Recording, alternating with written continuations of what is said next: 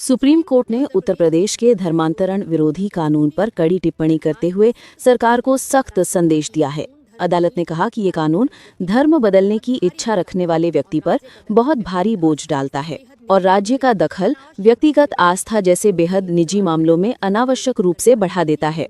Court ने ये भी सवाल उठाया कि धर्म परिवर्तन करने वाले व्यक्ति के निजी विवरणों को सार्वजनिक करने की शर्त क्या संविधान में दी गई राइट टू प्रिवेसी यानी निजता के अधिकार से मेल खाती है। समस्त को नमस्कार। ख्रीष्टर प्रिय भाई एवं भनी माने आपण मानक प्रत्येक को प्रभु जीशु ख्रीष्ट नाम आउ गोटे वीडियो को मुझे स्वागत करुअछि। तो जदि आपण मोर रेगुलर सब्सक्राइब रेगुलर व्यूअर अटंती तेबे आपण मोर विगत वीडियो गुड़िक आपण निहाती देखुथिबे आउ आपण यह भी जानुथिबे जे किभली भावरे ख्रीस्टियन विरोधी माने आमर ख्रीस्टियन समाज को हैरान करि आसुचंते। आउ एमाने कौन करुचंती जोठी भी प्रार्थना होना कहीं एमान सीधा सड़क पशिजे सेठी सेमानकर जय हनुमान की जय श्रीराम रो नारा एमाने लगेबे। ता सहित ए गुंडा माने एमाने कौन करती बेले बेले एमती भी हुए एमाने भितर भंगारुजा करती पास्टर को आक्रमण करती विश्वासी विश्वासिनी भाई भनी मान आक्रमण करती कारण एमाने होचंती गोटे गोटे आतंकवादी। अनेक लोक माने अनेक संगठन एमान को आतंकवादी बोले आख्या देइचंती आ मो मध्य एमान को आतंकवादी बोली मु भी कहूँ कारण एमाने एमिति काम करती जोटा कि न करिवा कथा किंतु जोड़ा करिवा कथा जो काम करिया कथा एमाने सेटा करिवे नाही। एमाने सही काम करिवे जोटा कि न करिवा कथा सही काम एमाने करिवे। तबे ख्रीष्टर प्रिय भाई भनी माने विगत दिनरू एमिति सबू हेई आसुतला। विरोधी माने मिछरे एफआईआर मध्य दौथिले मिथ्या आरोप लगाउथिले जे एई लोकटी धर्म परिवर्तन कराउथला आमे देखिछु। एमिति समान कौन करुथिले मिथ्यार आरोप लगाउथिले किंतु प्रिय बंधुगण आजिर ई जो वीडियो रे आमे माने देखिले गोटे वीडियो क्लिप आपण ऑलरेडी देखिले आपण देखिले जे देखंतु किभली भाव में सुप्रीम कोर्ट ख्रीस्टियन मानकर साथ देला। मोर कहयार कथा होची न्याय जो पटे सुप्रीम कोर्ट से पटे माने ए वीडियो क्लिप को देखिकी एमती लगुच विगत दिन मानकरे माने मिथ्यार आरोप जो लगाउथले माने ख्रीस्टियन लोक मानक उपरे आउ एटा वर्तमान एमाने बिल्कुल मध्य करि परिबे नाही। एमाने आरोप लगे पारिबे नाही कारण सुप्रीम कोर्टर नियम अनुसार ये जो नुआ नियम बाहरिला सुप्रीम कोर्ट तरफ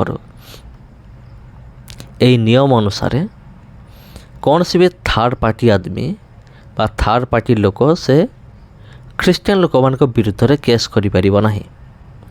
थर्ड पार्टी कहले देखंतु धर जाओ को जगह प्रार्थना चली धर जाओ संदेह करा जाउची जे जनकर धर्म परिवर्तन होउची तबे जहार धर्म परिवर्तन होउथबो एक्चुअली एमती तो आज पर्यंत केबे हेई नाही सब किसी मिथ्यार आरोप लगाई किंतु जस्ट एक उदाहरण स्वरूप मु कहिले धरा जाऊ आशंका करागला जे जनकर धर्म परिवर्तन होउची आउ जने धर्म परिवर्तन करुची से पुनी लोभ देखैकी किबा डरे धमकेकी आउ जार प्रकृत धर्म परिवर्तन होउथबो ताको निजे जीवाको पड़िबो थाना को जाइकी एफआईआर देवाको पड़िबो जे अमुक व्यक्ति मोर धर्म परिवर्तन कराउथला आउ एइटा होछि तार प्रमाण एइटा होछि वीडियो क्लिप आ से किछि उपयुक्त जुक्तियुक्त प्रमाण सहित से जीव जुक्तियुक्त प्रमाण सहित से जीव जाइकी से अभियोग करबा जे आज्ञा देखंतु मो से जगह को जाइथली से जगह जने पास्टर अच्छी ता ना होछि अमुक आ से कौन करुथला ना ମୋତେ ଟଙ୍କା ଦେଇକି ଧର୍ମ ପରିବର୍ତ୍ତନ କରାଉଥିଲା। ସେଥିପାଇଁ ମୁଁ ଆସିଛି ଏଫଆଇଆର୍ ଦେବା ପାଇଁ। କିମ୍ବା ସେ ଏମିତି ବି କହିପାରିବ ଯେ ମୋତେ ଜବରଦସ୍ତ ମୋର ଧର୍ମ ପରିବର୍ତ୍ତନ କରାହେଉଥିଲା। ଏଇ ଦେଖନ୍ତୁ ଏଇ ଭିଡ଼ିଓ ମୁଁ ସୁଟ୍ କରିକି ଆଣିଛି, ରେକର୍ଡ଼ିଂ କରିକି ଆଣିଛି, ଆଉ ଏଇଟା ହେଉଛି ତା'ର ପ୍ରମାଣ। ଦେଖନ୍ତୁ ଆଜ୍ଞା, ମୁଁ ଏଫଆଇଆର୍ ଦେଉଛି ସେ ବ୍ୟକ୍ତିଙ୍କ ନାଁରେ। ଆପଣ କ'ଣ କରନ୍ତୁ, ଆକ୍ସନ୍ ନିଅନ୍ତୁ, କାରଣ ସେ ଜବରଦସ୍ତି ମୋର ଧର୍ମ ପରିବର୍ତ୍ତନ କରାଉଥିଲା। ଏମିତି ହେଲେ ଯାଇକି ଅଭିଯୋଗ ଶୁଣାଯିବ। କିନ୍ତୁ ଆଗରୁ କ'ଣ ହେଉଥିଲା, ଥାର୍ଡ଼ ପାର୍ଟି ବା ତୃତୀୟ ପକ୍ଷ ଯାଇକି କ'ଣ କରୁଥିଲେ, ସେମାନେ ଏଫଆଇଆର୍ ଦେଉଥିଲେ। ଯେମିତି ଗୋଟେ ଜାଗାରେ ପ୍ରାର୍ଥନା ଚାଲିଥିବ, ବଜରଙ୍ଗ ଦଳ ଥାନାକୁ ପଳାଇବେ, ସେମାନେ ଏଫଆଇଆର୍ ଦେବେ ତା ନାଁରେ। କିନ୍ତୁ ବର୍ତ୍ତମାନ ଆଉ ସେମିତି ହୋଇପାରିବ ନାହିଁ। ଏ ଧର୍ମ ପରିବର୍ତ୍ତନ ଯେଉଁ ଆଇନ ପୁରା ସମ୍ପୂର୍ଣ୍ଣ ରୂପରେ ଶେଷ ହୋଇଯାଇଛି। ଆଉ ଆଇନ ଆଉ ନାହିଁ, ଧର୍ମ ପରିବର୍ତ୍ତନ ନିୟମ ଆଉ ନାହିଁ। ସୁପ୍ରିମକୋର୍ଟ ତାହା ସମ୍ପୂର୍ଣ୍ଣ ରୂପେ ଶେଷ କରିଦେଇଛି। ଆଉ ଯାହା ବି ହେଇଛି ବହୁତ ଭଲ ହେଇଛି। କାରଣ ଏଇ ବିରୋଧୀମାନେ କ'ଣ କରୁଥିଲେ, ମନ ଇଚ୍ଛା ଏମାନେ ଏଫଆଇଆର୍ କରୁଥିଲେ, ମନ ଇଚ୍ଛା ଆରେଷ୍ଟ କରାଉଥିଲେ ପାଷ୍ଟରମାନଙ୍କ ବିରୁଦ୍ଧରେ, ବିଭିନ୍ନ କଥା ଗୁଡ଼ିକ କହୁଥିଲେ। କିନ୍ତୁ ବର୍ତ୍ତମାନ ସେମିତି ଆଉ ହୋଇପାରିବ ନାହିଁ। ଆଉ ସେମାନଙ୍କର ଏଫଆଇଆର୍ ଆଉ ଗ୍ରହଣ କରାଯିବନି। ହଁ ପ୍ରିୟ ବନ୍ଧୁଗଣ, ଯାହାର ଧର୍ମ ପରିବର୍ତ୍ତନ ହେଉଛି ତାକୁ ନିଜେ ଯାଇକି ଥାନାରେ ଏଫଆଇଆର୍ ଦେବାକୁ ପଡ଼ିବ। କିମ୍ବା ତାଙ୍କ ପରିବାରର କୌଣସି ବ୍ୟକ୍ତି, ମା' ହେଉ, ବାପା ହେଉ, କିମ୍ବା ତା'ର ଭାଇ ହେଉ, ତା'ର କୌଣସି ବ୍ୟକ୍ତି, ସେମାନେ ଯାଇକି ଏଫଆଇଆର୍ ଦେଲେ ବି ହେବ। ଦେଖ ଏମାନେ ଆମ ପୁଅକୁ କିମ୍ବା ଆମ ଝିଅକୁ ଏମାନେ କ'ଣ କଲେ, ଧର୍ମ ପରିବର୍ତ୍ତନ କରାଇଦେଲେ ଖ୍ରୀଷ୍ଟିଆନମାନେ।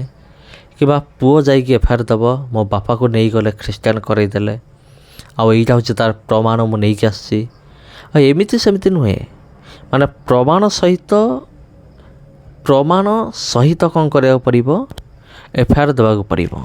ତେବେ ଯାଇ ପ୍ରିୟ ବନ୍ଧୁଗଣ ଗ୍ରହଣୀୟ ହେବ। ବର୍ତ୍ତମାନ ବିରୋଧୀମାନଙ୍କର ହାଲତ ପୁରା ଖରାପ।